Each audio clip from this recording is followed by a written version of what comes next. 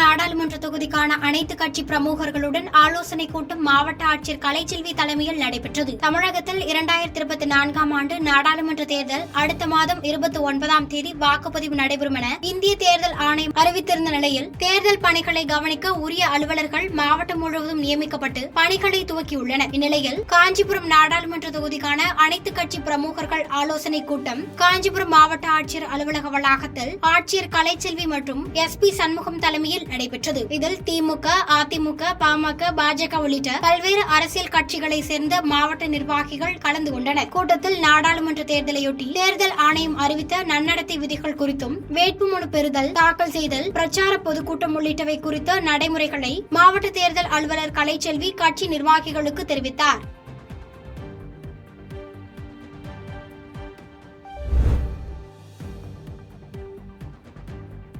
புதுக்கோட்டை நகராட்சியை மாநகராட்சியாக அறிவித்திருந்த நிலையில் திருக்கட்டளை ஊராட்சி மக்கள் மீண்டும் நகராட்சியாக மாற்ற வலியுறுத்தி ஆர்ப்பாட்டத்தில் ஈடுபட்டனர். புதுக்கோட்டை மாவட்டம் திருக்கட்டளை ஊராட்சியில் வசிக்கும் 1500க்கும் மேற்பட்ட பொதுமக்கள் மகாத்மா காந்தியின் ஊரக வேலைவாய்ப்பு உறுதியளிப்பு திட்டத்தின் கீழ் பயனடைந்து வருகின்றனர். இந்நிலையில் கடந்த சில தினங்களுக்கு முன்பு தமிழக முதலமைச்சர் புதுக்கோட்டை நகராட்சியை மாநகராட்சியாக அறிவித்திருந்த நிலையில் மத்திய அரசின் திட்டத்தால் பயனடையும் பல திட்டங்கள் தடைபடும் என்றும் அதனால் நகராட்சியாகவே இருக்கட்டும் என்றும் திருக்கட்டளை ஊராட்சி பொதுமக்கள் சார்பில் 100க்கும் மேற்பட்டோர் ஆலங்குடி சாலையில் ஆர்ப்பாட்டத்தில் ஈடுபட்டனர். ஆர்ப்பாட்டத்தில் ஊராட்சிக்கான மத்திய அரசின் சிறப்பு திட்டங்களை தடுக்க வேண்டாம் என்றும், வருகிற நாடாளுமன்ற தேர்தலில் வாக்களிக்க மாட்டோம் என்றும் உள்ளிட்ட முழக்கங்களை எழுப்பினர்.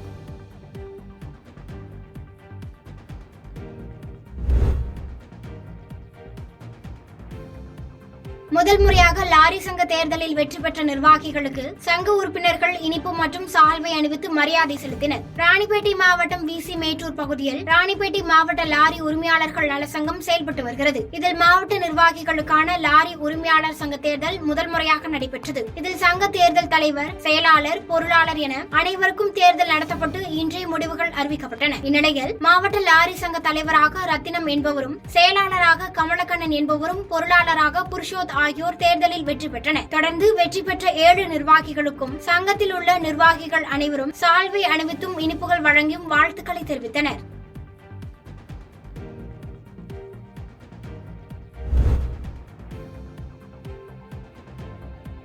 தேர்தல் அலுவலகத்தில் கண்காணிப்பு பணிக்கு பயன்படுத்தப்படும் வாகனங்களில் பொருத்தப்பட்டுள்ள GPS மற்றும் கேமரா பயன்பாட்டினை மாவட்ட ஆட்சியர் ஆய்வு செய்தார். தேர்தல் நடத்தை விதிமுறைகள் அமலுக்கு வந்துள்ள நிலையில் அனைத்து அரசியல் கட்சிகளுடனான ஆலோசனை கூட்டம் திருப்பூர் மாவட்ட ஆட்சியர் அலுவலகத்தில் நடைபெற்றது. தொடர்ந்து திருப்பூர் மாவட்டத்தில் 64 கண்காணிப்பு குழுக்கள் அமைக்கப்பட்டு அவர்களுக்கான வாகனங்களில் GPS கருவி மற்றும் கேமரா பொருத்தப்பட்டிருப்பதாகவும், அதனை தேர்தல் அலுவலகமான மாவட்ட ஆட்சியர் அலுவலகத்திலிருந்து நேரடியாக கண்காணிக்கும் வசதி செய்யப்பட்டுள்ளதாக மாவட்ட ஆட்சியர் கிறிஸ்துராஜ் தெரிவித்து அதனை நேரில் ஆய்வு செய்தார். தொடர்ந்து செய்தியாளர்களை சந்தித்து பேசிய அவர், தேர்தல் கண்காணிப்பு குழுவில் ஈடுபடுத்தப்பட்டுள்ள வாகனங்களுக்கு GPS கருவி மற்றும் 360 டிகிரி சுழற்சி முறையில் செயல்படக்கூடிய கண்காணிப்பு கேமராக்கள் பொருத்தப்பட்டுள்ள நிலையில் தேர்தல் அலுவலகத்திலிருந்து கண்காணிக்கும் வசதி செய்யப்பட்டுள்ளது என்று தெரிவித்தார்.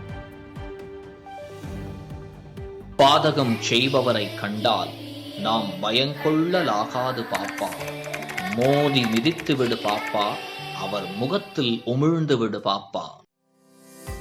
அண்மை செய்திகளை உடனுக்குடன் தெரிந்து கொள்ள இணைந்திருங்கள் இயம்நாடு தொலைக்காட்சியுடன்.